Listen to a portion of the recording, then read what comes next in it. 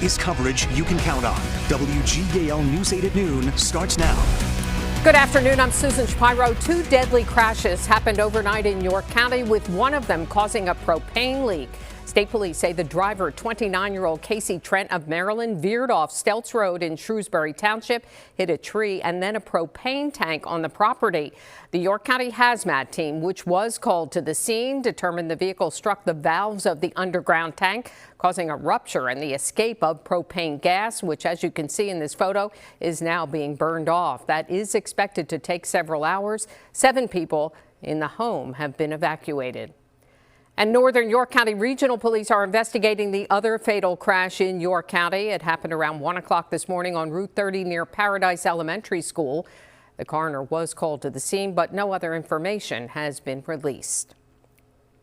TSA workers demonstrated at Harrisburg International Airport how some travelers have tried to bring explosives into airports. News 8's Jake Reyes has more from HIA.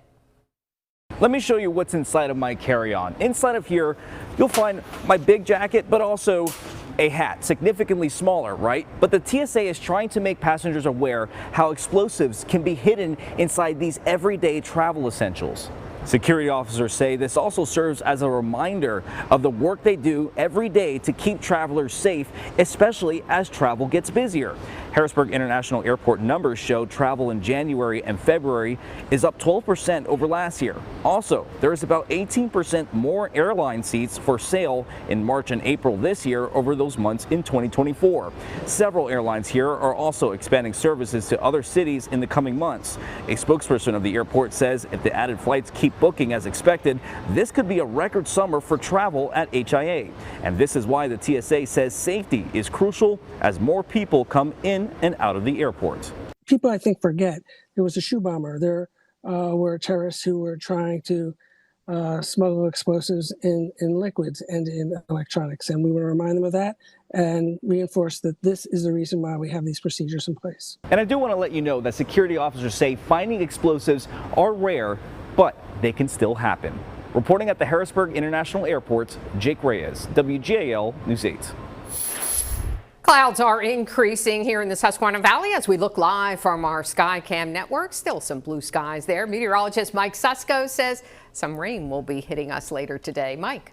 Good afternoon, Susan. Good afternoon, everyone. Yeah, happy first day of spring. And just in time for spring, some spring showers will be moving in later on today and this evening. And then as we go into your Friday, it's going to be a windy Friday. We'll have more spring-like showers on Saturday, although Saturday is going to be a little bit fewer in number compared to what we'll see later. But we have those clouds increasing in York right now. Current temperatures definitely spring-like. It's in the upper 50s and low 60s if you're heading outside. Here's a look at Storm Team Live Radar Network. If you have any lunch plans this afternoon, you're fine. All that rain is still off in western Pennsylvania. You can see ahead of that, we're going to have some warm air, but then showers move in as we go through this evening. So here's a look at your 12-hour forecast. The next couple of hours will remain dry for most of us. Showers start knocking on our doorstep in our western counties right around the 2-3 o'clock hour, and then it will overtake the area as we go in during the evening commute and evening hours. But this should all wrap up here as we head towards midnight. We're looking at a high today right around the mid-60s. So like I said, the next couple of hours, you have anything you need to do outside, no problem. That rain will come in later on this afternoon and evening. Thank you, Mike. New at noon, Lancaster police are looking for a woman they say did not turn over her daughter to Lancaster County Children and Youth Services as ordered by the court. A warrant is now out for 19-year-old Kazera Weaver. She's charged with interference of child custody and concealment of the whereabouts of a child. According to charging documents, the baby was found safe on Tuesday at the home of 35-year-old Jasenia Luarte Macardo in York County in Hanover. Luarte Macardo is also charged with interference of child custody and concealment of the whereabouts of a child. A school bus and a car were involved in a rear-end collision this morning in Perry County. The vehicles collided around 7 o'clock on the 7800 block of Spring Road near Metz Lane in Wheatland Township. 911 dispatchers tell us students were on the bus at the time, but no one was hurt. Spring Road was blocked for a time. State police are investigating the crash. A minivan struck and killed a horse this morning on Route 741 in Paradise Township, Lancaster County. State police say the driver of the minivan was taken to the hospital with minor injuries. The horse was not with a buggy. Police in suburban Detroit are looking for a gunman who opened fire at a hospital. A shooting victim was able to identify the alleged shooter to police. The 25-year-old victim is being treated for gunshot wounds. It appears a handgun was fired 5 times at the victim. The victim was hit 2 times in the arm, and his vehicle was also struck. This appears to be a targeted incident between 2 employees of the hospital. Police say the victim is listed in stable condition. No one else was hurt in the shooting. A school therapist in Adams County is facing additional charges after being accused of inappropriately touching a child at the Gettysburg Montessori Charter School. According to charging documents, David Mitchell was an independent contractor last September at the school. Mitchell had been arrested and charged last month in another police investigation in Cumberland Township into the indecent assault of 3 children. Investigators say at least one was during a therapy session. The Manheim Township School Board in Lancaster County will vote tonight on a new school superintendent. The vote will take place at 7 o'clock during the board meeting, which is open to the public. The board will post the decision after the meeting.